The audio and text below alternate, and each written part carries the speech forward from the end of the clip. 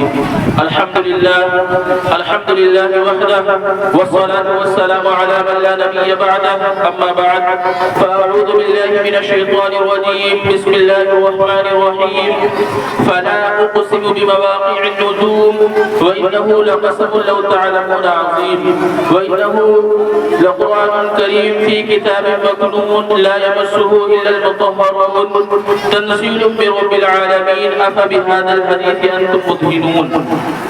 وقال النبي صلى الله عليه وسلم الصيام والقرآن يشفعان للعبد يوم القيامة إلى آخره أو كما قال عليه الصلاة والسلام.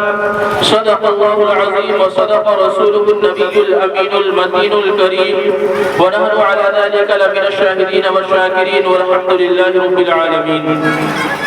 جنتی ہونے کی پہچان لیے پھرتے ہیں، جنتی ہونے کی پہچان لیے پھرتے ہیں، اپنے سینوں میں جو قرآن لیے پھرتے ہیں، اور حافظوں کو حقارت کی نگاہ سے مت دیکھو، حافظوں کو حقارت کی نگاہ سے مت دیکھو، سب کی بخشش کا یہ سامان لیے پھرتے ہیں.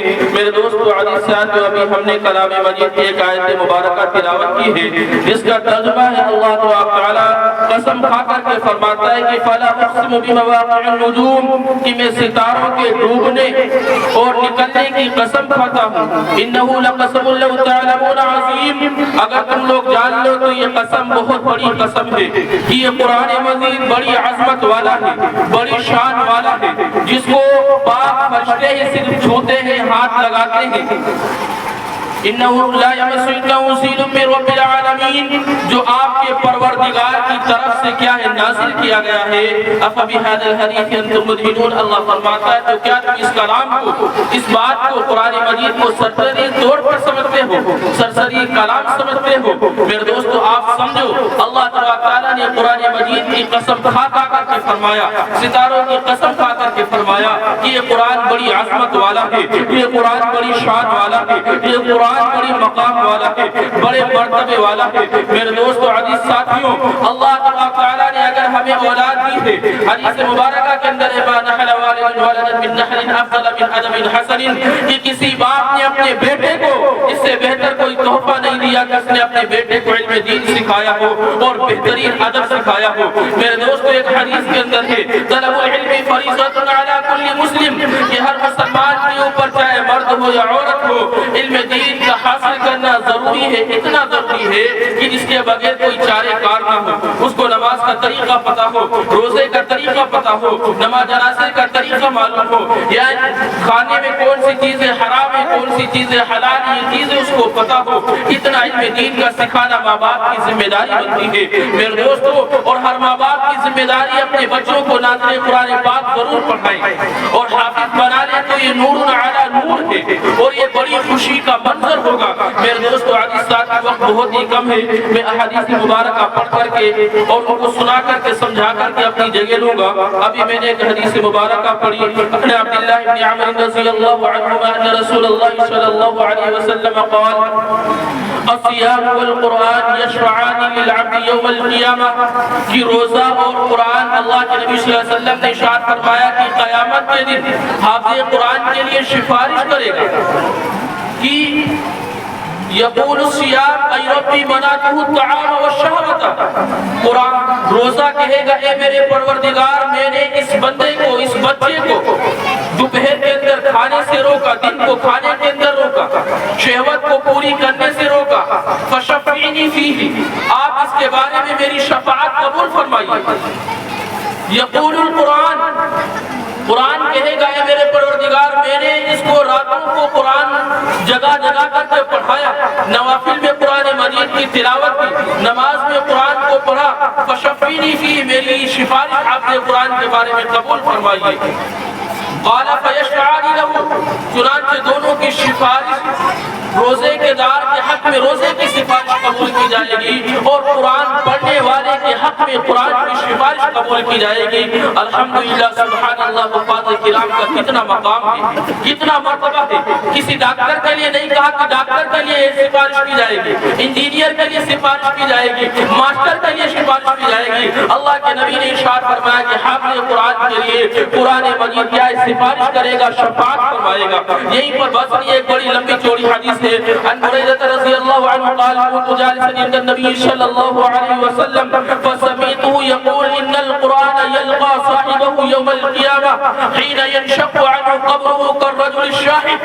حضرت بریدہ رضی اللہ عنہ فرماتے ہیں کہ میں نبی پاک صلی اللہ علیہ وسلم کی خدمت میں بیٹھا تھا، میں نے اللہ کے نبی صلی اللہ علیہ وسلم سے سنا، اللہ کے نبی صلی اللہ علیہ وسلم نے ارشاد فرمایا کہ قیامت کے دن جس وقت قرآن والا اپنی قبر سے نکلے گا تو وہ قرآن اس حافظ قرآن سے ایسی حالت میں ملاقات کرے گا کہ کالرجل الشاحب، کہ جیسے کمزوری کی وجہ سے رنگ بدلا ہوا آدمی، فیقول له هل تعرفنی، پھر وہ قرآن جب نکلے گا حافظ قرآن سے ملاقات کرے گا تو پتہ ہے کیا کہے گا؟ حدیث کے الفاظ ملاحظہ فرماؤ، فیقول له هل تعرفنی، کہے گا کیا تم قرآن، کیا تم مجھے پہچانتے ہو؟ حافظ قرآن کہے گا فیقول ما اعرفک، میں تمہیں نہیں پہچانتا۔ قرآن پھر یہی سوال دہرائے گا، فیقول هل تعرفنی، کیا تم مجھے پہچانتے ہو؟ قرآن حافظ قرآن پھر یہی سوال دہرائے، جواب دے گا انا اعرفک ما اعرفک، میں تمہیں نہیں پہچانتا۔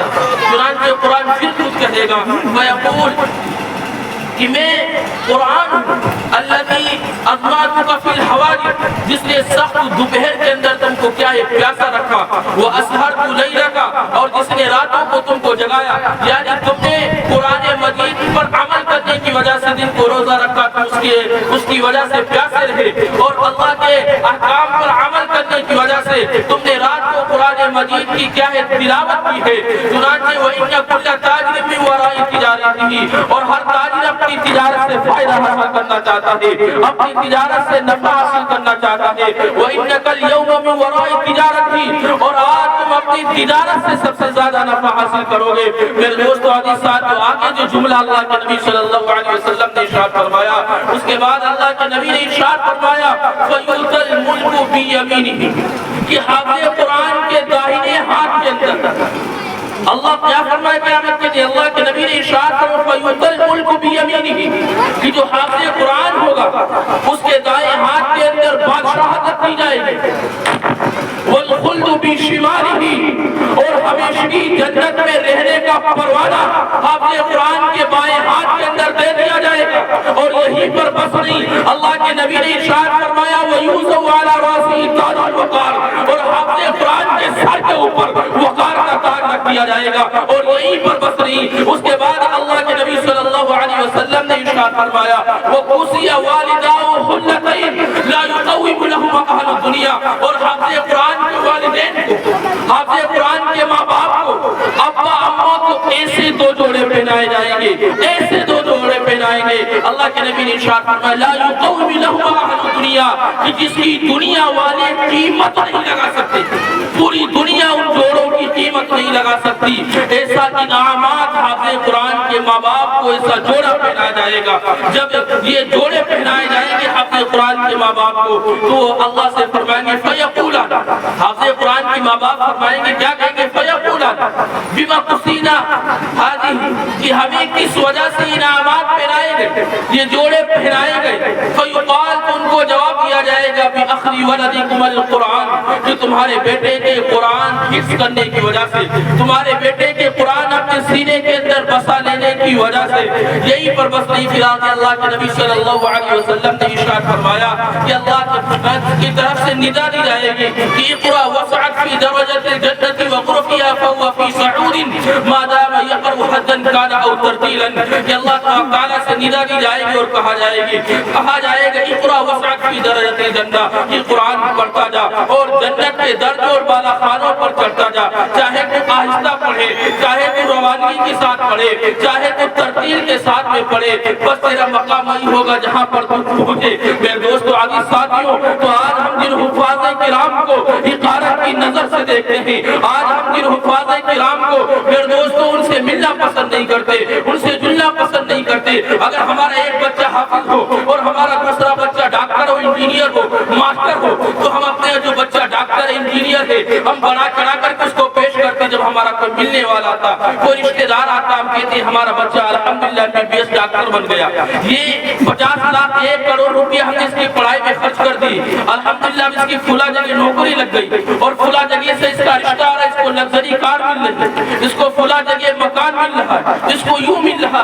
تو ہمارا دنیاوی لائن سے جو بچہ کامیاب ہے ہم سب لوگوں سے اس کو بتاتے پھرتے ہیں, اس کی خوشی مناتے ہیں. اور اگر ہمارا بچہ حافظ بن جاتا ہم لوگوں سے اس کا ذکر تک نہیں کرتے, اس کی خوشیاں تک نہیں مناتے. میرے دوستو یقیناً یاد رکھو, جیسا کہ ابھی آپ لوگوں نے حدیث مبارکہ سنی ہے, ڈاکٹر انجینئر افسر یہ سب کے سب دنیا کے اندر لے جائیں گے, یہ کوئی آپ کے کام نہیں آئیں گے. یہی کام آئیں گے اگر آپ نے اپنے بچے کو حافظ بنایا ہوگا. آپ کے بچے کے حافظ کی وجہ سے آپ کو سورج سے زیادہ روشن تاج ملایا جائے گا. آپ سمجھ لو آپ کا بچہ حافظ ہو گیا تو دنیا کے اندر ہی آپ کو جنت کا ٹکٹ مل گیا. سبحان اللہ, کتنی بڑی فضیلت ہے, کتنی عظمت ہے. میرے دوستو عزیز ساتھیو, تو ہم سب ان بچوں کو حفاظ کرام کو اپنے سینوں سے لگائیں. ان کی کیا ہے, ان کے ساتھ خندہ پیشانی کے ساتھ پیش آئیں, ان کی عزت کریں, ان کے مقام کو سمجھیں. جب جا کر کے میرے دوستو ہم سے ہمارا اللہ اور ہمارے رسول صلی اللہ علیہ وسلم ہم سے راضی اور خوش ہوں گے. اور میرے دوستو انہی بچوں کی وجہ سے ہماری اور آپ کی بخشش ہوگی. چنانچہ میں نے علماء کرام کی موجودگی میں چند باتیں آپ لوگوں کے سامنے عرض کر دی. اب علماء کرام تشریف لا چکے, انشاءاللہ تعالی وہی آپ لوگوں کے سامنے اس بارے میں گفتگو فرمائیں گے. اللہ تعالی ہم سب کو کہنے سننے سے زیادہ عمل کی توفیق نصیب فرمائے. وآخر دعوانا الحمدللہ رب العالمین. قبل اس سے میں پروگرام کو آگے بڑھاتا چلوں, میں پھر سے ایک مرتبہ اللہ کے نبی صلی اللہ علیہ وسلم کی بارگاہ عقیدت میں نذران عقیدت پیش فرمانا چاہوں گا. اپنے بھی ایک طالب علم کو دعوت اسٹیج دینا چاہوں گا, کیونکہ میرے دوستو عزیز ساتھیوں کی جب بھی نبی پاک صلی اللہ علیہ وسلم کی تعریف اور توصیف ہو جاتی ہے میرے دوستو تو مجمع کے اندر بھی کیا ہے, نشاط پیدا ہو جاتا ہے. اور کیوں نہ نشاط اور کیوں نہ ہم گھومیں کہ نبی پاک صلی اللہ علیہ وسلم ہمارے اور آپ کے خاتم الانبیاء ہیں, ان پر نبیوں کا سلسلہ ختم ہو گیا ہے. میرے دوستو انہی کی وجہ سے کائنات کا وجود ہے. تو آئیے پھر سے ہم ایک مرتبہ نبی پاک صلی اللہ علیہ وسلم کی بارگاہ عقیدت میں نذران عقیدت پیش کرنے کے لیے دعوت اسٹیج دینا چاہیں گے. جناب حافظ محمد شاہی صاحب صلی اللہ علیہ وسلم کو کہ موصوف تشریف لائیں. اے صبا لے چل اڑا کر جانب طیبہ مجھے, اے صبا لے چل اڑا کر جانب طیبہ مجھے, یاد آتا ہے بہت اب گنبد خضرا مجھے. اے صبا لے چل اڑا کر جانب طیبہ مجھے, یاد آتا ہے بہت اب گنبد خضرا مجھے. روز محشر نعت پاتے مصطفیٰ کہتا اٹھوں, اہل محشر کہہ اٹھی آقا کا دیوانہ مجھے.